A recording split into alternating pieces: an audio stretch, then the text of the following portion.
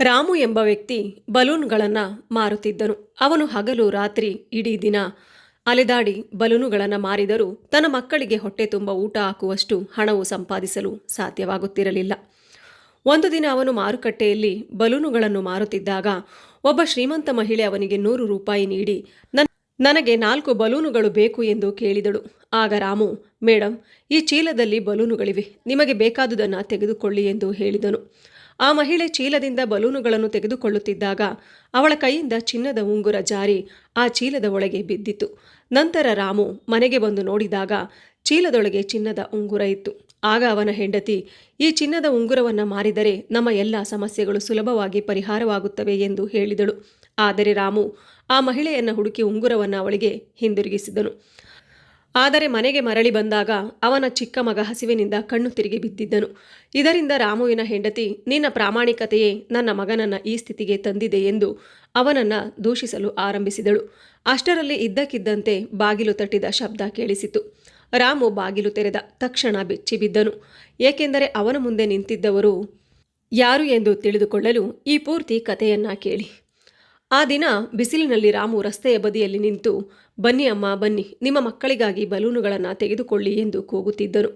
Traffic ಸಿಗ್ನಲ್ನಲ್ಲಿ ಕೆಂಪು ದೀಪ ಬೆಳಗಿದಾಗ ವಾಹನಗಳು ನಿಂತ ಕೂಡಲೇ ರಾಮು ಓಡಿ ಹೋಗಿ, ಮೇಡಮ್, ದಯವಿಟ್ಟು ಒಂದು ಬಲೂನ್ ತೆಗೆದುಕೊಳ್ಳಿ ಎಂದು ಮಾರಲು ಪ್ರಯತ್ನ ಪಡುತ್ತಿದ್ದನು. ಆದರೆ ಆ ದಿನ ಬೆಳಗ್ಗೆಯಿಂದ ಒಂದು ಬಲೂನು ಮಾರಾಟವಾಗಿರಲಿಲ್ಲ. ಆಗ ಅವನು ಕಾರಿನಲ್ಲಿದ್ದ ಒಬ್ಬ ಮಹಿಳೆಯ ಬಳಿ ಹೋಗಿ, ಮೇಡಮ್, ನನ್ನ ಮಕ್ಕಳು ಬೆಳಗ್ಗೆಯಿಂದ ಏನೂ ತಿಂದಿಲ್ಲ, ಅವರು ಹಸಿವಿನಿಂದ ಬಳಲುತ್ತಿದ್ದಾರೆ ಎಂದು ಹೇಳಿದನು. ಅವನ ಕಣ್ಣಲ್ಲಿ ಅಸಹಾಯಕತೆ ತುಂಬಿಕೊಂಡಿತ್ತು. ಯಾಕೆಂದರೆ ಬೆಳಗ್ಗೆ ಕೆಲಸಕ್ಕೆ ಹೊರಡುತ್ತಿದ್ದಾಗ ಅವನ ಮಗ ಅವನ ಕೈ ಹಿಡಿದು ದುರ್ಬಲಗೊಂಡ ದೇಹದಿಂದ, ಅಪ್ಪ, ರಾತ್ರಿ ಹಿಟ್ಟು ತರುತ್ತೀರಾ, ನನಗೆ ತುಂಬ ಹಸಿವಾಗಿದೆ. ಅಮ್ಮ ಹೇಳಿದಳು, ನೀವು ಹಿಟ್ಟು ತಂದರೆ ನನಗೆ ರೊಟ್ಟಿ ಮಾಡಿಕೊಡುತ್ತೇನೆ ಎಂದು ಕೇಳಿದನು. ಆಗ ರಾಮು ತನ್ನ ಮಗನ ಕೈ ಹಿಡಿದು, ಸರಿ ಮಗನೇ, ನಾನು ಖಂಡಿತವಾಗಿ ಈ ದಿನ ಹಿಟ್ಟು ತರುತ್ತೇನೆ, ನೀನು ಚಿಂತೆ ಮಾಡಬೇಡ ಎಂದು ಹೇಳಿ ಹೊರಟಿದ್ದನು. ಆದರೆ ದುರಾದೃಷ್ಟವಶಾತ್ ಒಂದು ಬಲೂನು ಕೂಡ ಆ ದಿನ ಮಾರಾಟವಾಗಲಿಲ್ಲ. ಆದರೂ ಈ ಬಾರಿ ಹೇಗಾದರೂ ಹಿಟ್ಟು ತೆಗೆದುಕೊಂಡು ಮನೆಗೆ ಹೋಗಬೇಕೆಂದು ಅವನು ತುಂಬ ಪ್ರಯತ್ನಿಸುತ್ತಿದ್ದನು. ಆದರೆ ಅಂಗಡಿಯವನು ಕೂಡ ಇನ್ನು ಮುಂದೆ ಸಾಲವಾಗಿ ಯಾವುದನ್ನು ಕೊಡುವುದಿಲ್ಲ ಎಂದು ಸ್ಪಷ್ಟವಾಗಿ ಮೊದಲೇ ಹೇಳಿಬಿಟ್ಟಿದ್ದನು. ರಾಮು ತುಂಬ ದುಃಖಗೊಂಡನು. ಆದರೂ ರಾತ್ರಿ ಇಡೀ ರಸ್ತೆಯಲ್ಲಿ ನಿಂತು ದಯವಿಟ್ಟು ಒಂದು ಬಲೂನ್ ಖರೀದಿಸಿ ಎಂದು ಜನರನ್ನ ಬೇಡಿಕೊಂಡನು. ಆದರೆ ಯಾರೂ ಒಂದು ಬಲೂನನ್ನು ಖರೀದಿಸಲಿಲ್ಲ. ಕೊನೆಗೆ ಅವನು ತುಂಬ ಬೇಸರದಿಂದ ಮನೆಗೆ ಮರಳಿದನು. ಆ ದಿನ ಅವನ ಜೇಬು ಸಂಪೂರ್ಣ ಖಾಲಿ ಇತ್ತು.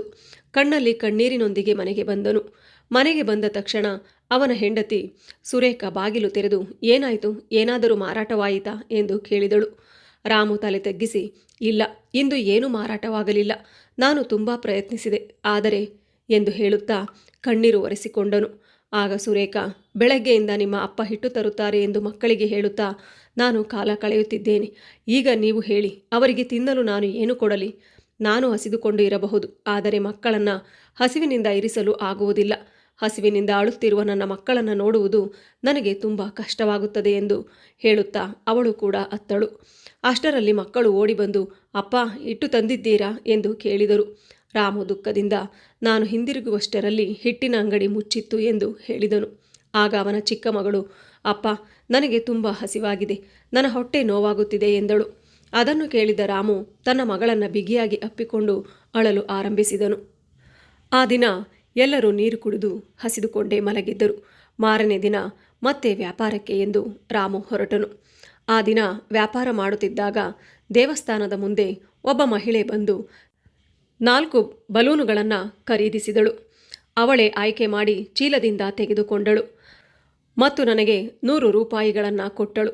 ನಾನು ಅವರಿಗೆ ಚಿಲ್ಲರೆ ವಾಪಸ್ ಕೊಡಲು ನನ್ನ ಬಳಿ ಯಾವುದೇ ಹಣ ಇರಲಿಲ್ಲ. ಅದನ್ನು ನೋಡಿದ ಆಕೆ, ಸರಿ, ಏನೂ ಪರವಾಗಿಲ್ಲ, ನೀನೇ ಇಟ್ಟುಕೋ ಎಂದು ಹೇಳಿ ಆ ಮಹಿಳೆ ಹೇಳಿದಳು. ಹಣವನ್ನು ನೋಡಿ ರಾಮು ತುಂಬ ಸಂತೋಷಪಟ್ಟನು. ಆಕೆ ಬಲೂನುಗಳನ್ನು ತೆಗೆದುಕೊಂಡು ಹೋದ ನಂತರ ರಾಮು ಸಂತೋಷದಿಂದ ಮೊದಲು ಆಕಾಶದ ಕಡೆ ನೋಡುತ್ತಾ ದೇವರಿಗೆ ಧನ್ಯವಾದ ಹೇಳಿದನು. ಅವನ ಕಣ್ಣಲ್ಲಿ ಕಣ್ಣೀರು ತುಂಬಿತ್ತು. ದೇವರು ನನ್ನ ಪ್ರಾರ್ಥನೆ ಕೇಳಿದ್ದಾನೆ ಎಂದುಕೊಂಡ ರಾಮು ತಕ್ಷಣ ಅಂಗಡಿಗೆ ಹೋಗಿ 2 ಕಿಲೋ ಹಿಟ್ಟನ್ನು ಖರೀದಿಸಿದನು. ನಂತರ ತರಕಾರಿಗಳನ್ನು ತೆಗೆದುಕೊಳ್ಳಲು ಹೋದಾಗ ಅಂಗಡಿಯವನು ಅಂಗಡಿ ಮುಚ್ಚುತ್ತಿದ್ದನು.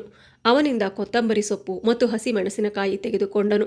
ಮನೆಗೆ ಬಂದಾಗ ಮಕ್ಕಳು ಅಳುತ್ತಿದ್ದರು. ರಾಮುವಿನ ಹೆಂಡತಿಯು ಕಣ್ಣೀರನ್ನು ತಡೆಯಲಾಗದೆ ನಿಂತಿದ್ದಳು.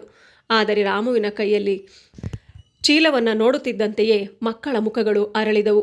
ರಾಮುವಿನ ಹೆಂಡತಿ ಅವನ ಬಳಿಗೆ ಬಂದಳು.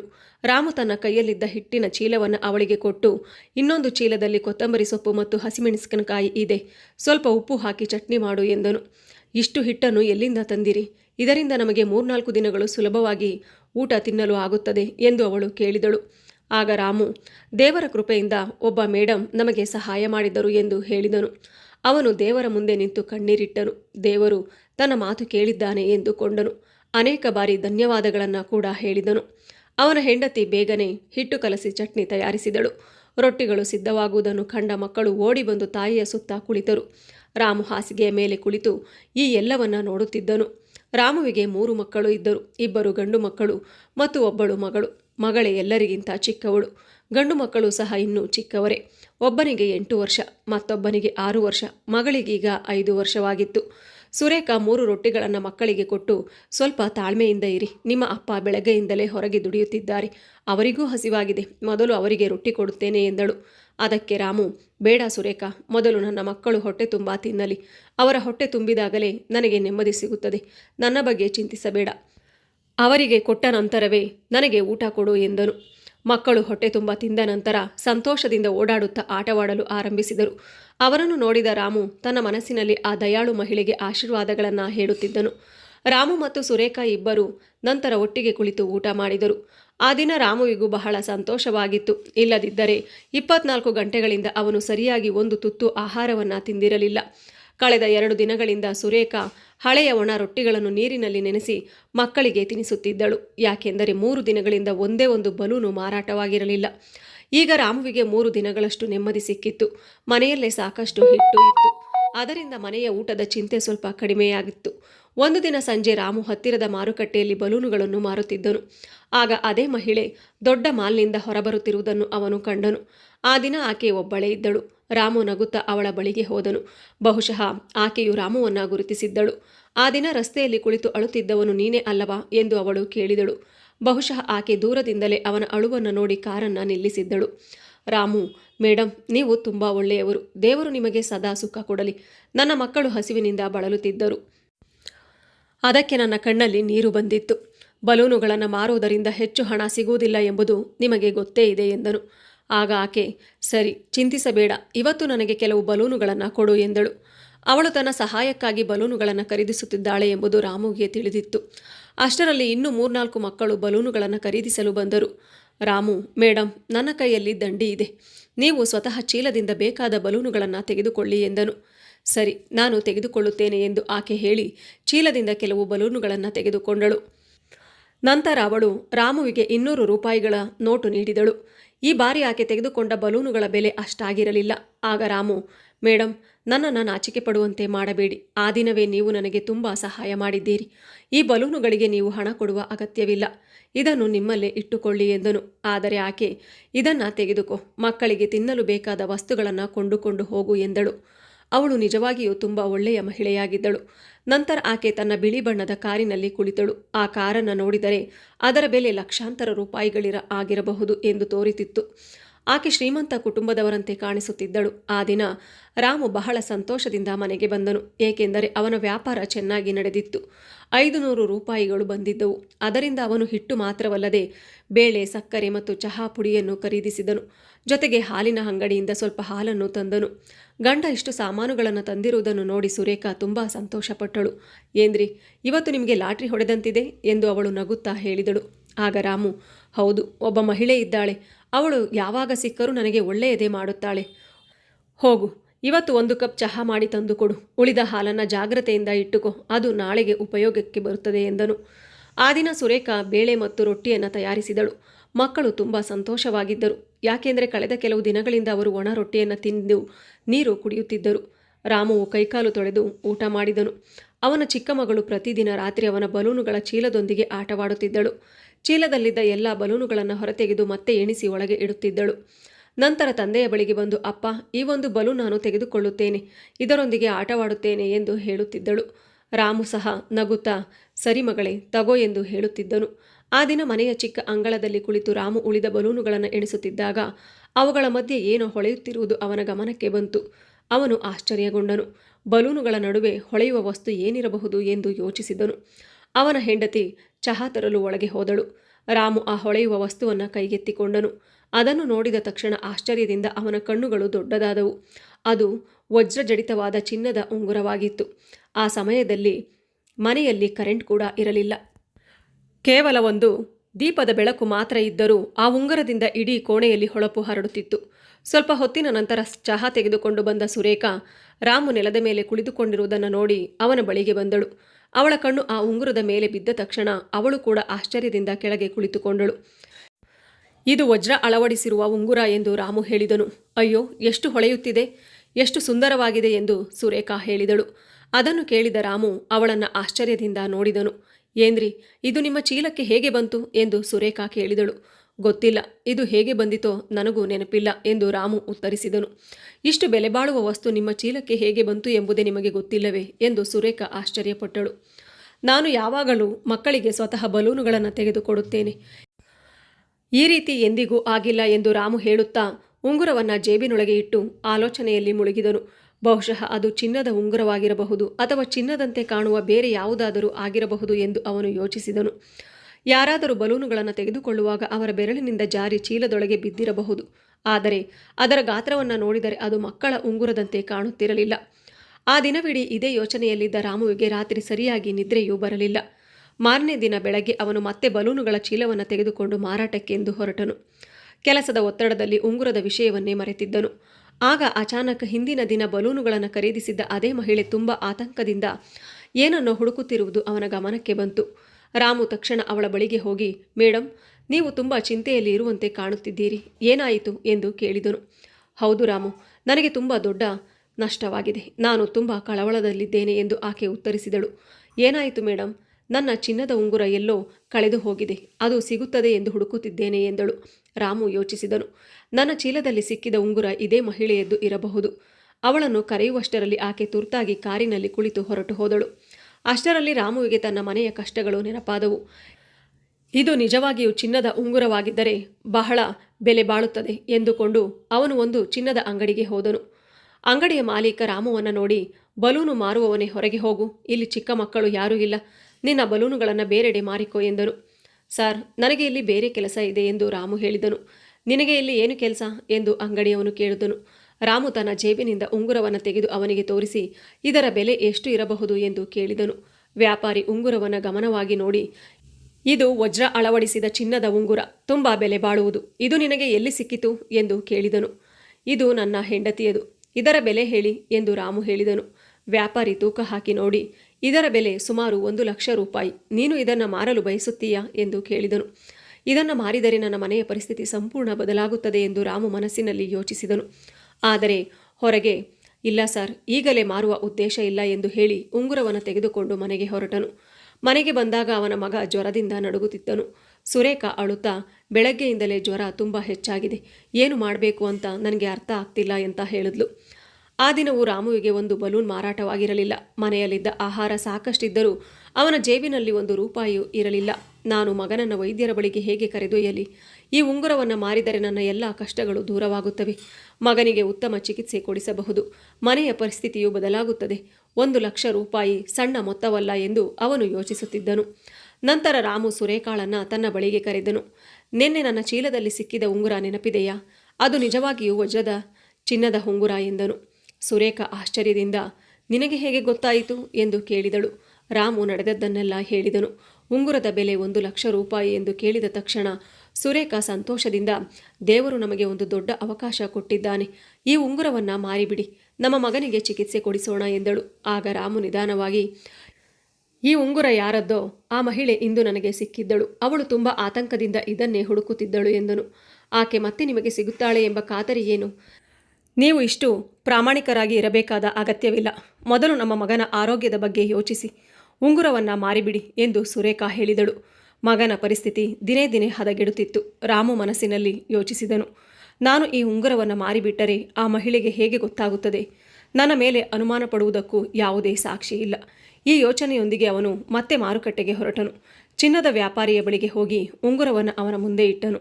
ಆದರೆ ಅವನ ಮನಸ್ಸು ಒಪ್ಪುತ್ತಿರಲಿಲ್ಲ. ಅವನ ಕಣ್ಣ ಮುಂದೆ ಆ ಮಹಿಳೆಯ ಆತಂಕಭರಿತ ಮುಖವೇ ಕಾಣಿಸುತ್ತಿತ್ತು. ನಾನು ಕಷ್ಟದಲ್ಲಿದ್ದಾಗ ಅವಳು 100 ರೂಪಾಯಿ ನೀಡಿ ಸಹಾಯ ಮಾಡಿದಳು. ಅಂತಹ ಒಳ್ಳೆಯ ವ್ಯಕ್ತಿಗೆ ನಾನು ದ್ರೋಹ ಮಾಡಲಾರೆ ಎಂದು ಯೋಚಿಸಿದ್ದ ರಾಮು ಉಂಗುರವನ್ನು ಮತ್ತೆ ತೆಗೆದುಕೊಂಡು ಅಂಗಡಿಯಿಂದ ಹೊರಬಂದನು. ಆ ಮಹಿಳೆಯ ಕಾರಿನ ಸಂಖ್ಯೆಯನ್ನು ಅವನು ನೆನಪಿಟ್ಟಿದ್ದನು.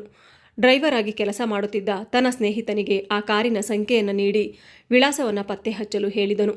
ಸ್ವಲ್ಪ ಸಮಯದ ಬಳಿಕ ಅವನ ಸ್ನೇಹಿತ ವಿಳಾಸವನ್ನು ತಿಳಿಸಿದನು. ಆ ಮಹಿಳೆ ಮಾರುಕಟ್ಟೆಯ ಹಿಂದಿರುವ ದೊಡ್ಡ ಬಂಗಲೆಯಲ್ಲಿ ವಾಸಿಸುತ್ತಿದ್ದಳು. ರಾಮು ಆ ಮನೆಗೆ ಹೋದನು. ಗೇಟ್ ತಟ್ಟಿದಾಗ ಕಾವಲುಗಾರ ಬಂದು ಯಾರು ಬೇಕು ಎಂದು ಕೇಳಿದನು. ನನಗೆ ಮೇಡಮ್ ಅವರನ್ನು ಭೇಟಿ ಮಾಡಬೇಕು ಎಂದು ರಾಮು ಹೇಳಿದನು. ಮೇಡಮ್ ತುಂಬ ಚಿಂತೆಯಲ್ಲಿದ್ದಾರೆ, ಅವರು ಈಗ ಯಾರನ್ನು ಭೇಟಿಯಾಗುವುದಿಲ್ಲ ಎಂದ ಕಾವಲುಗಾರ.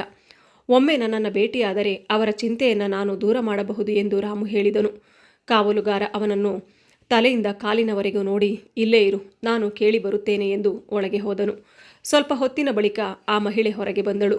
ರಾಮುವನ್ನು ನೋಡಿ ನಗುತ್ತಾ, ನಿನಗೆ ನಮ್ಮ ಮನೆಯ ವಿಳಾಸ ಹೇಗೆ ಸಿಕ್ಕಿತು ಎಂದು ಕೇಳಿದಳು. ನಿಮ್ಮ ಕಾರಿನ ಸಂಖ್ಯೆಯಿಂದ ಪತ್ತೆ ಹಚ್ಚಿದೆ ಮೇಡಮ್ ಎಂದು ರಾಮು ಹೇಳಿದನು. ನಂತರ ತನ್ನ ಜೇಬಿನಿಂದ ವಜ್ರದ ಉಂಗುರವನ್ನು ತೆಗೆದು ಅವಳ ಮುಂದೆ ಇಟ್ಟನು. ಆ ಉಂಗುರವನ್ನು ಕಂಡ ತಕ್ಷಣ ಆ ಮಹಿಳೆಯ ಮುಖ ಸಂತೋಷದಿಂದ ಅರಳಿತು. ಆಕೆ ಆ ಉಂಗುರವನ್ನು ನೋಡಿದಳು, ಮತ್ತೆ ರಾಮುವನ್ನು ಕೂಡ ನೋಡಿದಳು. ಆಗ ರಾಮು, ಮೇಡಮ್, ನೀವು ಆ ದಿನ ನನ್ನ ಚೀಲದಿಂದ ಬಲೂನುಗಳನ್ನು ತೆಗೆದುಕೊಳ್ಳುವಾಗ ಈ ಉಂಗುರ ಅದರಲ್ಲಿ ಬಿದ್ದಿರಬೇಕು.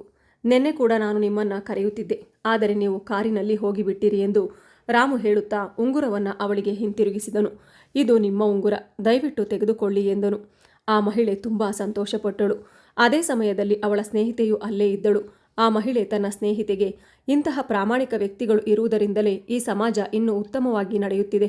ಇವನು ತುಂಬ ಬಡವನು, ಮನೆಯಲ್ಲಿ ತಿನ್ನಲು ಕೂಡ ಸರಿಯಾಗಿ ಇಲ್ಲ. ಇಂತಹ ಪರಿಸ್ಥಿತಿಯಲ್ಲಿ ಇವನು ಈ ಉಂಗುರವನ್ನು ತನ್ನಲ್ಲೇ ಇಟ್ಟುಕೊಳ್ಳಬಹುದಿತ್ತು. ನಿಜ ಹೇಳಬೇಕೆಂದರೆ ನನ್ನ ಉಂಗುರ ಅವನ ಚೀಲದಲ್ಲಿ ಬಿದ್ದಿರಬಹುದು ಎಂಬ ಆಲೋಚನೆಯೇ ನನಗೆ ಬಂದಿರಲಿಲ್ಲ. ಅವನ ಮೇಲೆ ಅನುಮಾನವೂ ಬಂದಿರಲಿಲ್ಲ. ಆದರೂ ಅವನು ಉಂಗುರವನ್ನು ನನಗೆ ಹಿಂತಿರುಗಿಸಿದ್ದಾನೆ ಎಂದಳು. ಆಗ ಆಕೆಯ ಸ್ನೇಹಿತೆ, ನಾನು ಒಂದು ಸಾಮಾಜಿಕ ಜಾಲತಾಣದ ಪುಟವನ್ನು ನಡೆಸುತ್ತೇನೆ. ಇವನು ಮಾಡಿದ ಈ ಒಳ್ಳೆಯ ಕೆಲಸವನ್ನು ಅದರಲ್ಲಿ ಹಂಚಿಕೊಳ್ಳುತ್ತೇನೆ ಎಂದಳು. ರಾಮು, ಅಯ್ಯೋ ಬೇಡ ಮೇಡಮ್, ಇದರಿಂದ ನನಗೆ ತೊಂದರೆ ಆಗಬಹುದು ಎಂದನು. ಆದರೆ ಆಕೆ, ನಿನಗೆ ಏನೂ ಆಗುವುದಿಲ್ಲ ಎಂದು ಹೇಳಿ ರಾಮುವಿನೊಂದಿಗೆ ಒಂದು ವಿಡಿಯೋ ಮಾಡಿ ಅವನ ಪ್ರಾಮಾಣಿಕತೆಯ ಬಗ್ಗೆ ಎಲ್ಲರಿಗೂ ತಿಳಿಯುವಂತೆ ಸಾಮಾಜಿಕ ಜಾಲತಾಣದಲ್ಲಿ ಅಪ್ಲೋಡ್ ಮಾಡಿದಳು. ನಂತರ ಆ ಮಹಿಳೆ, ನಿನ್ನ ಮನೆಯ ವಿಳಾಸ ಕೊಡು ಎಂದಳು. ಮೇಡಮ್, ನನ್ನ ಮನೆಯ ವಿಳಾಸದಿಂದ ನಿಮಗೆ ಏನು ಕೆಲಸ ಎಂದು ರಾಮು ಕೇಳಿದನು. ಈಗ ಕೊಡು, ನಂತರ ನಿನಗೆ ಹೇಳುತ್ತೇನೆ ಎಂದು ಆಕೆ ಉತ್ತರಿಸಿದಳು. ರಾಮು ತನ್ನ ಮನೆಯ ವಿಳಾಸವನ್ನು ನೀಡಿ ಮನೆಗೆ ಹಿಂತಿರುಗಿದನು. ಮನೆಗೆ ಬಂದಾಗ ಅವನ ಮಗ ಜ್ವರದಿಂದ ನಡುಗುತ್ತಿದ್ದನು. ಅವನ ಹೆಂಡತಿ ಸುರೇಖಾ ಉಂಗುರವನ್ನು ಮಾರಾಟ ಮಾಡಿ ಹಣ ತಂದೆಯಾ? ಮಗನ ಆರೋಗ್ಯ ದಿನೇ ದಿನೇ ಹದಗೆಡುತ್ತಿದೆ ಎಂದು ಕೇಳಿದಳು. ರಾಮು ಅಸಹಾಯಕನಾಗಿ ನಿಂತು, ಇಲ್ಲ, ಅದು ಯಾರದ್ದೋ, ಅವರಿಗೆ ಹಿಂತಿರುಗಿಸಿ ಬಂದಿದ್ದೇನೆ ಎಂದನು. ಇದನ್ನು ಕೇಳಿದ ಸುರೇಖಾ ತಲೆಯನ್ನು ಬಡಿದುಕೊಂಡು ಅಳಲು ಆರಂಭಿಸಿದಳು. ನೀನು ಏನು ಮಾಡಿದ್ದೀಯಾ? ನಿನ್ನ ಪ್ರಾಮಾಣಿಕತೆಯೇ ನನ್ನ ಮಗನ ಪ್ರಾಣಕ್ಕೆ ಅಪಾಯ ತಂದಿದೆ ಎಂದು ಅವಳು ಕಣ್ಣೀರಿಟ್ಟು ರಾಮುವನ್ನು ಗದರಿಸಿದಳು. ರಾಮುವು ಗಾಢ ಚಿಂತೆಯಲ್ಲಿ ಮುಳುಗಿದನು. ನಾನು ಉಂಗುರವನ್ನು ಕೊಟ್ಟ ತಕ್ಷಣ ಆ ಮಹಿಳೆ ಏನಾದರೂ ಸಹಾಯ ಮಾಡಬಹುದಿತ್ತು. ಆದರೆ ಸಂತೋಷದಲ್ಲಿ ಎಲ್ಲವನ್ನೂ ಮರೆತಳು. 500 ರೂಪಾಯಿ ಅಥವಾ 1000 ರೂಪಾಯಿ ಕೊಟ್ಟಿದ್ದರೂ ಮಗನ ಔಷಧಿಗೆ ಹಣ ಸಿಗುತ್ತಿತ್ತು ಎಂದು ಅವನು ಯೋಚಿಸಿದನು. ಆದರೆ ಮಗನ ಆರೋಗ್ಯ ಮತ್ತಷ್ಟು ಹದಗೆಡುತ್ತಿತ್ತು. ರಾಮುವಿಗೆ ಏನು ಮಾಡಬೇಕೆಂದು ಅರ್ಥವಾಗಲಿಲ್ಲ. ಸಂಜೆಯಾಯಿತು. ಮಗನ ಜ್ವರ ತುಂಬ ಹೆಚ್ಚಾಯಿತು.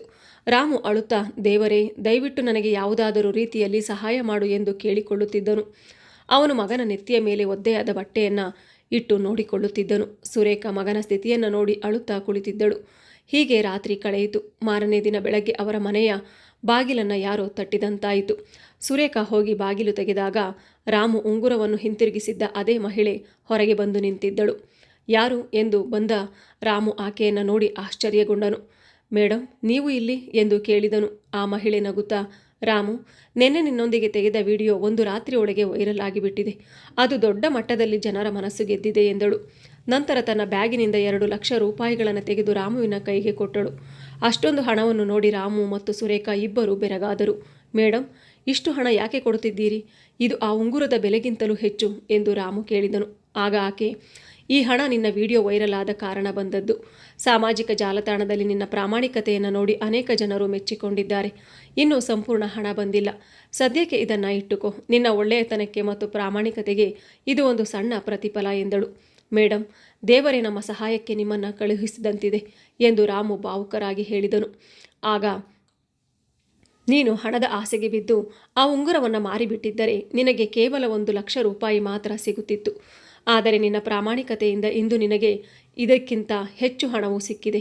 ಸಮಾಜದಲ್ಲಿ ಒಳ್ಳೆಯ ಹೆಸರು ಸಿಕ್ಕಿದೆ ಎಂದು ಹೇಳಿ ಹಣವನ್ನು ಅವನ ಕೈಗೆ ಕೊಟ್ಟಳು. ಆ ಹಣವನ್ನು ನೋಡಿದ ರಾಮು ಮತ್ತು ಸುರೇಖಾ ಇಬ್ಬರು ಕಣ್ಣೀರಿಟ್ಟು ಸರಿಯಾದ ಸಮಯದಲ್ಲಿ ಸಹಾಯ ಮಾಡಿದ ದೇವರಿಗೆ ಕೃತಜ್ಞತೆ ಸಲ್ಲಿಸಿದರು. ತಕ್ಷಣವೇ ಅವರು ಮಗನನ್ನು ಆಸ್ಪತ್ರೆಗೆ ಕರೆದುಕೊಂಡು ಹೋಗಿ ಚಿಕಿತ್ಸೆ ಕೊಡಿಸಿದರು. ಕೆಲವು ದಿನಗಳಲ್ಲಿ ಅವನು ಸಂಪೂರ್ಣವಾಗಿ ಗುಣಮುಖನಾದ. ಆ ಹಣದಿಂದ ರಾಮು ಒಂದು ಸಣ್ಣ ಕಿರಾಣಿ ಅಂಗಡಿಯನ್ನು ಶುರು ಮಾಡಿದ. ನಂತರ ತನ್ನ ಮಕ್ಕಳೊಂದಿಗೆ ಸಂತೋಷವಾಗಿ ಜೀವನ ನಡೆಸಲು ಆರಂಭಿಸಿದ. ಸ್ನೇಹಿತರೆ, ಈ ಕಥೆಯ ನೀತಿ ಏನು ಅಂತ ಅಂದರೆ, ಎಷ್ಟೇ ಕಷ್ಟಗಳು ಬಂದರೂ ನಮ್ಮ ಪ್ರಾಮಾಣಿಕತೆಯನ್ನು ಎಂದಿಗೂ ಬಿಡಬಾರದು. ಪ್ರಾಮಾಣಿಕತೆ ಕೊನೆಯಲ್ಲಿ ಖಂಡಿತವಾಗಿಯೂ ಫಲ ನೀಡುತ್ತದೆ. ರಾಮು ತನ್ನ ಪ್ರಾಮಾಣಿಕತೆಯ ಮೇಲೆ ನಂಬಿಕೆ ಇಟ್ಟಿದ್ದರಿಂದಲೇ ಇಂದು ಅದರ ಸಿಹಿ ಫಲವನ್ನು ಅನುಭವಿಸಿದನು. ಮತ್ತು ಈ ಕತೆ ಕೇಳಿ ನಿಮಗೆ ಏನು ಅನ್ನಿಸ್ತು ಅನ್ನೋದನ್ನು ನನಗೆ ಕಮೆಂಟ್ ಮೂಲಕ ತಿಳಿಸಿ. ಧನ್ಯವಾದಗಳು.